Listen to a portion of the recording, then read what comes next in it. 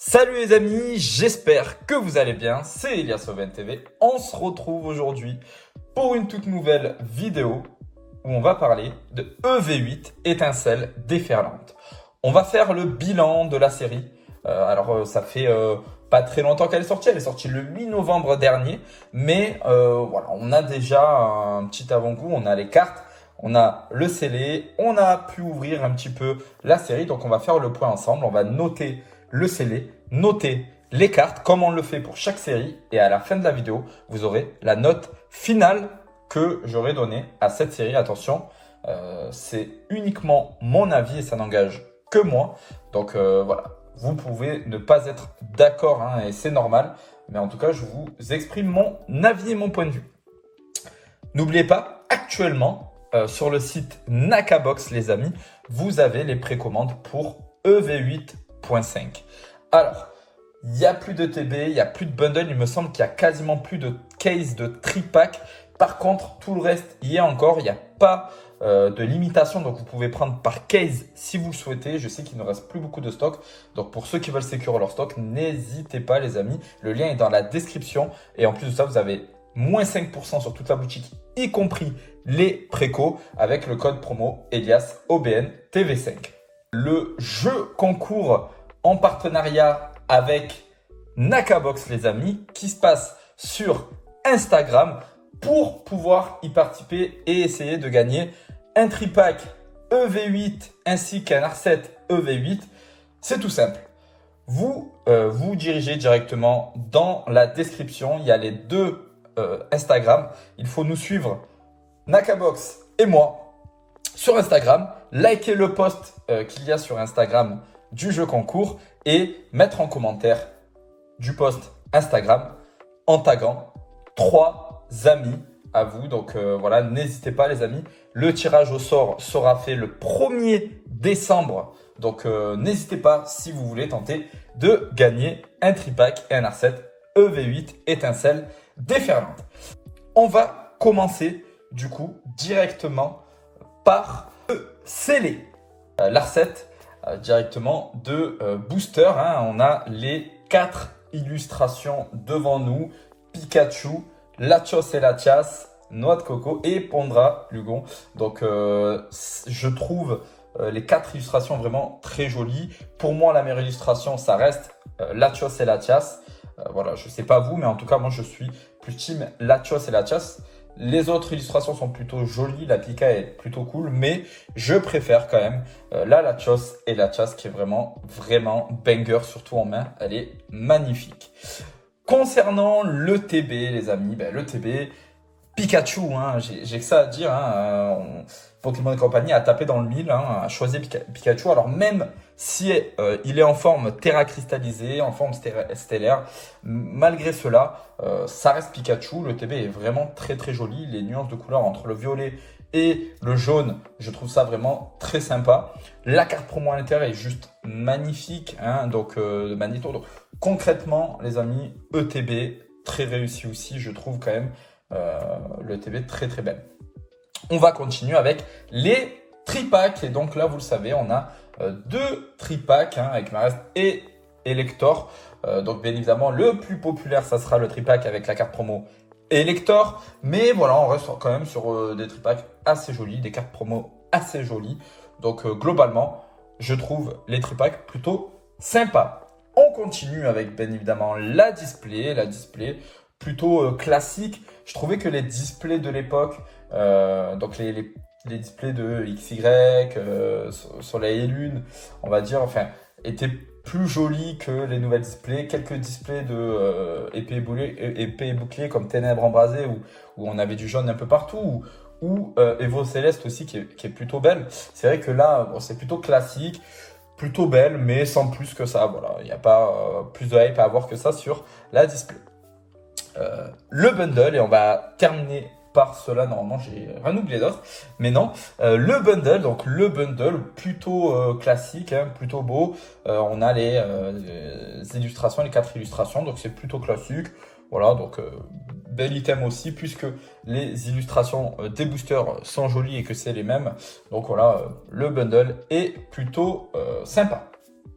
Voilà, concernant le scellé concrètement, on n'aura pas grand-chose à dire sur le scellé parce que bon voilà, il n'y a pas non plus beaucoup de choses hein, à expliquer là-dessus. Le scellé globalement est plutôt sympa, je le trouve plutôt joli. Honnêtement, comparé aux autres séries, on a quand même un scellé qui a mis en avant des Pokémon assez hype, hein, Latios et Latias, Pikachu, et même notre Coco hein, qui est très apprécié. Donc concrètement, moi pour le scellé, je trouve que on peut difficilement faire mieux que ce qu'on a eu sur cette série. Alors certes, on n'a pas 4 illustrations de booster, on va dire, magnifiques, et c'est vraiment pour ça que elle aura pas un 10 sur la partie scellée, hein, la série. Mais globalement, les boosters magnifiques, le TB vraiment, vraiment très, très joli. Moi, je kiffe vraiment le TB. Je la trouve vraiment très très belle. Après, concernant les tripack, les cartes promo sont plutôt bien choisies. Et puis, la display et le bundle, c'est plutôt classique. Mais c'est vrai que ce qui va faire monter, ce qui fait monter une note ou qui la fait descendre, c'est le TB et les illustrations des blisters. Et honnêtement, les blisters, que ce soit les blisters, le design en fait du blister et même le nom de la série, hein, que je trouve avec une police qui est vraiment très très cool.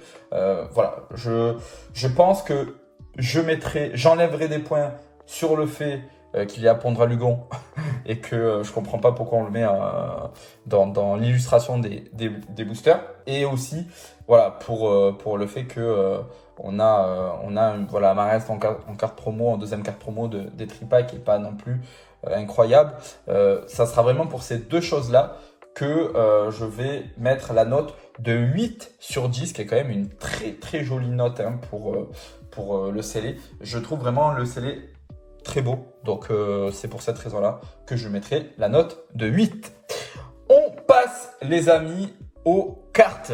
Et là, ce qu'on va faire, ça va changer un petit peu de d'habitude, mais je vais vous montrer pour moi les 4 plus belles cartes, on va dire, de chaque rareté. Et à l'issue, je vous dirai la note que je mettrai aux cartes finalement hein, sur 10. On va commencer par ces 4 communes, les amis, de Goupix, Créelf, Créfollet, Créfadé et Evoli, les amis. Je trouve ces 4 cartes vraiment, vraiment très, très jolies. Alors, pardon, j'ai dit Evoli, mais non, il était en 5e position, c'est pour ça. Je comptais le mettre en 5e position, mais il y a bien que 4 cartes, du coup, sur l'image, hein, et c'est normal. Donc, la Goupix, concrètement, les amis, je la trouve vraiment très, très belle. On s'attarde pas assez, je trouve, sur les communes, les peu communes. C'est vrai que même les holos, on s'attarde pas assez dessus, alors que je trouve qu'il y a vraiment de très très belles illustrations. La Goupix, je la trouve vraiment magnifique, ce petit renard qui est là dans la campagne, tu vois, dans les herbes, en train de, ouais, on dirait qu'il est en train de marcher, de courir, je sais pas, mais en tout cas, je trouve l'illustration et les couleurs, les teintes vraiment très très jolies. Après, on a les 3 elfes, hein, Créelf, Créfollet et Créfadé, que voilà, je trouve vraiment magnifique, très bien illustré. Je trouve le décor derrière qui est vraiment magnifique, qui rappelle du coup le décor hein, qu'on a pour le Latios AR et le Latias Alternative.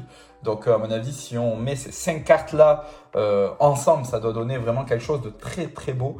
Donc franchement, honnêtement, non, je trouve ces 4 cartes vraiment très très belles. On continue, on passe au Zunko, les amis, avec Fenard, Oo, Xerneas et Kemors, les amis. C'est vraiment les 4 cartes pour moi, Unco, qui finalement sont les plus belles de la série. Un Fenard qui est juste magnifique, qui ne cesse de me faire penser à Kyuubi, les amis, dans Naruto, vraiment, avec ses 9 queues. Franchement, je le trouve vraiment incroyable. Donc voilà. Je pense la plus belle des Unco, c'est celle de Oo, les amis. On voit un oiseau majestueux, franchement, il est vraiment magnifique. Moi, il me fait kiffer. En tout cas, l'illustration est tellement belle, tellement jolie. Le décor, on voit des braises, des petites flammes, je sais pas, mais magnifique. Il s'étend vraiment de tout son être comme ça, là, il déploie ses ailes, magnifique. Le dessin est vraiment très, très, très beau. Donc franchement, je trouve vraiment la carte très très jolie. On continue avec le Quai Morse. Et là, le Quai Morse, pareil. Pareil, parce qu'on voit un petit peu on voit que les fonds sombres de la mer, hein, de l'océan, de la mer, je sais pas où il est, mais en bas à droite de l'illustration, avec l'eau un peu verte, un peu, ouais voilà. Et puis le Pokémon qui est tellement mis en valeur et tellement bien dessiné. Voilà, je trouve vraiment cette carte très belle.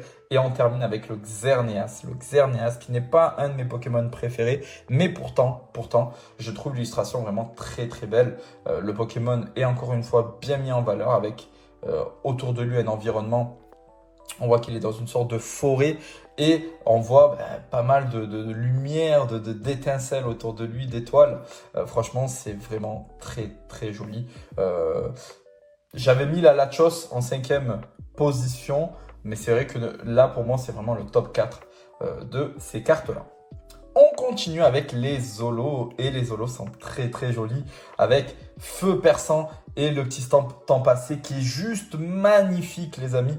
Je kiffe les cartes temps passé, temps futur avec le stamp temps passé, temps futur. Je sais pas pour vous, mais moi je trouve que le design de la carte est magnifique. Et encore plus en holo, le Feu Perçant en holo je l'ai. Franchement, l'holographisme est magnifique. Alors, Feu Perçant, à savoir que c'est le Pokémon légendaire qui a été finalement retravaillé, qui me plaisait le moins. Mais là, c'est vrai que je le trouve vraiment badass sur cette illustration. Je le trouve vraiment bien mis en valeur. Donc voilà, la carte est vraiment très jolie. On continue avec le Dialga. Le Dialga est magnifique. On le voit lancer une attaque. Mais vraiment, voilà, on sent la puissance du Pokémon. Derrière lui, les rayons, on voit qu'il y a un contexte apocalyptique derrière. Mais quand je regarde de plus près, j'ai l'impression qu'on est sur le même décor que Lachos, Latias et les elfes. Mais je suis pas sûr. Mais je vois quand même un coucher de soleil au loin et tout. Donc, on est peut-être sur le même environnement. On continue avec le Palkia. Si on met Dialga, on met Palkia. Parce que le Palkia, pareil, puissance de malade. Dommage qu'on n'a pas de carte ultra rare de ces deux Pokémon-là. Ça aurait été magnifique. Mais c'est vrai que là, le Palkia en holographique, je l'ai aussi. Il est juste incroyable. L'holographisme est juste magnifique. Mais franchement, voilà. L'illustration est très belle. Et on termine avec le Terrapagos. Carte que... Pokémon que voilà, je n'apprécie mais pas du tout. Hein. Je trouve vraiment ce Pokémon très mal pensé, je le trouve pas beau. Mais en tout cas, la carte en main, moi je l'ai eu en main. L'holographisme de la carte brille vraiment énormément et je le trouve vraiment très bien fait. En tout cas, la carte qui brille, en tout cas, c'est vraiment, je vous parle de l'holographisme. C'est vrai que c'est très difficile de le voir là parce qu'on ne voit pas l'holographisme, pardon. Mais en tout cas, lorsque vous l'avez en main, elle est vraiment très jolie. On continue avec les cartes X, les amis. Hop, donc au niveau des cartes X, vous allez avoir bien évidemment la Pikachu, hein, la Pikachu X Terra cristallisée qui est magnifique. Je les drop en vidéo, hein, je vous invite à aller voir mon ouverture de display, je les drop en vidéo. Franchement, j'étais comme un ouf, pourtant c'est qu'une X, mais je la trouve vraiment très jolie et en main, elle est vraiment très belle. Donc voilà, elle est ici, elle est dans mon top. Il y a le Kyurem Noir X qui est juste incroyable, qui a sa carte full art dans la série. Mais vraiment, la carte X est vraiment très jolie. Pareil, on voit sa puissance finalement hein, dans cette carte-là. Donc, je la trouve vraiment très belle. On continue avec la Latias, les amis. Je trouve la Latias vraiment très bien faite en tout cas. Donc voilà, j'ai hésité et je vous dirai pourquoi avec la Milobellus que je voulais mettre dans ce top là, mais je ne pouvais pas ne pas mettre la Nymphali X Terra cristallisée qui est juste magnifique. Je la trouve vraiment très belle dans les cartes X, c'est ma préférée avec la Pikachu. Malheureusement, je n'ai pas eu la chance de la drop, mais elle est vraiment très jolie. On va continuer avec les cartes AR, les amis. Et pour les cartes AR, la Neuf qui est vraiment très belle, qui est dans la continuité du Noix de Coco d'Alola alternative, bien évidemment. Et franchement, elle est juste magnifique. Je la trouve vraiment très très jolie cette carte. Honnêtement, je la trouve vraiment très très belle. Donc voilà, la Latios, bien évidemment, c'est la carte AR que je préfère dans la série. Malheureusement, pareil, je ne l'ai pas drop. Mais je pense que je vais me l'acheter parce que je la trouve vraiment badass, vraiment incroyable. Avec ce regard quand il se retourne, l'environnement, je vous en parle même pas, qui est juste incroyable. Mais voilà, juste ce regard là, quand il te regarde comme ça là, franchement, je la trouve vraiment badass, la carte. La Créfollet qui est magnifique, dans le même, finalement, le même environnement que la Latios et la Tias. Je la trouve vraiment très très belle. Ça faisait longtemps qu'on n'avait pas eu d'elfe en ultra dans une série. Et franchement, elle est très très très belle. Moi, je la trouve vraiment très belle cette carte-là. Donc c'est normal qu'elle est dans mon top. Et pour finir, et là, j'ai eu beaucoup de mal pour me décider. Mais j'ai mis, et peut-être que beaucoup ne seront pas d'accord, je vous dirai en 5e position ce que j'ai mis. J'ai mis la Fampi parce que je trouve cette carte-là vraiment très très belle. Étant un grand fan de la 2e génération à Johto, j'étais obligé de mettre Fampi. Je le trouve vraiment magnifique ce Pokémon. On le voit hein, avec des enfants qui marchent comme ça, le coucher de soleil derrière. On dirait un petit peu un décor comme dans la savane, un petit peu. On dirait qu'ils sont dans la savane. Bon, là, sauf que là, il y a de l'herbe verte, mais en tout cas, très très belle illustration. Moi, je trouve vraiment très belle illustration. J'hésitais pour la 4e place avec la Vibranymph, les amis, qui est vraiment très très jolie, hein, la Vibranymph. Mais voilà, la Fampi est passée devant. On continue les amis avec les cartes Full Art. Vous savez, c'est des cartes que je n'apprécie pas vraiment, mais j'étais quand même obligé de parler de ces cartes-là qui sont quand même très très sympas malgré le fait que je n'apprécie pas les cartes Full Art. Le Kyurem Noir X qui est juste magnifique. Voilà, qui est juste magnifique. Franchement, il est incroyable. Il est incroyable. On voit de la puissance de l'électricité sortir de lui.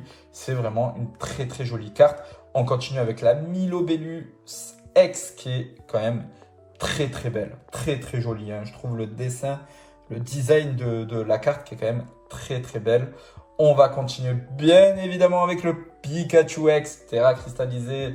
On est d'accord, comme la carte X. Elle est vraiment très très sympa, très jolie. L'illustration est très bien faite. Malgré la couronne qu'il a sur la tête, je trouve que ça lui va quand même très bien. Et on termine bien évidemment avec la Latias X Full Art qui est quand même assez sympathique. Moi, je la trouve plutôt sympa, assez simple, mais je trouve que le Pokémon est quand même bien mis en valeur sur cette illustration-là. On continue les amis avec l'avant-dernière rareté et ben là on a du banger. On a du banger parce qu'on a la Milobellus alternative qui est juste magnifique. Pareil, si vous mettez la barre peau juste en dessous, ça fait aussi une continuité donc c'est plutôt pas mal. Mais la Milobellus est vraiment très très très jolie. Franchement c'est peut-être la plus belle. Peut-être la plus belle carte hein, alternative de cette série, mais elle est vraiment très très belle. On continue bien évidemment, on ne pouvait pas ne pas le mettre, la Pikachu X alternative. Vous le savez, je vous l'ai dit avec le temps, moi elle me fait plus penser à une Full Art qu'à une alternative, mais c'est vrai que, comme je vous avais dit, je l'ai déjà eu en main parce que j'ai un ami à moi qui l'a drop. Et franchement, en main, elle est vraiment très très belle, elle rend vraiment bien. Donc j'ai changé un petit peu mon avis là-dessus. Et voilà, donc elle est dans le top alternative.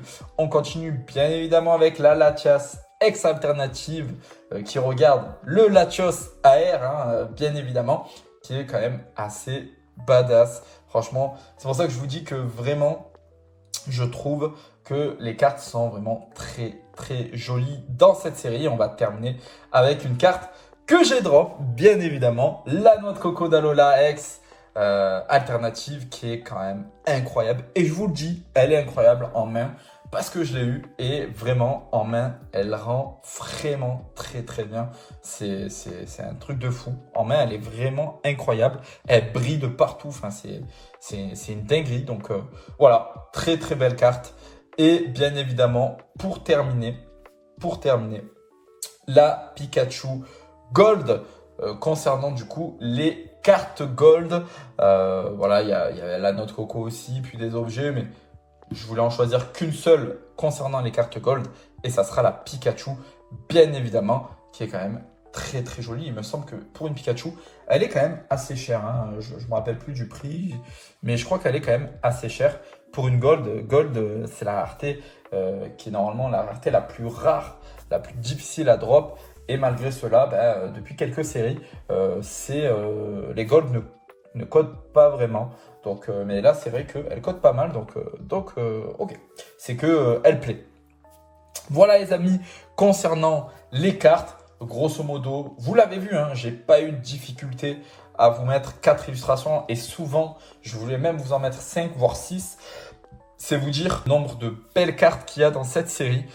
Concrètement, c'est vraiment une très belle série. Ce qui aurait pu manquer, je dirais peut-être un peu plus d'AR au niveau des... Et peut-être une ou deux alternatives plus belles finalement. Et c'est ce qui aurait pu, on va dire, vraiment faire péter la note. Là, comme ça, déjà, je trouve quand même assez beau. Après, c'est vrai qu'il y a énormément de cartes qui font baisser aussi un peu la note, qui sont pas terribles. Et quand vous tombez dessus, voilà, ça fout un peu les boules. Donc malheureusement, tout ça, finalement, fait que on va pas aller atteindre la note de 10 sur cette série-là. Mais je pense qu'une note pour les cartes, en tout cas, comme on l'a vu là, hein, que ça soit des Zenko à la carte Gold en passant par les alternatives, la R, etc. On a quand même de très très jolies cartes. Et je mettrai pour cette série la note de 8 sur 10 au niveau des cartes, les amis.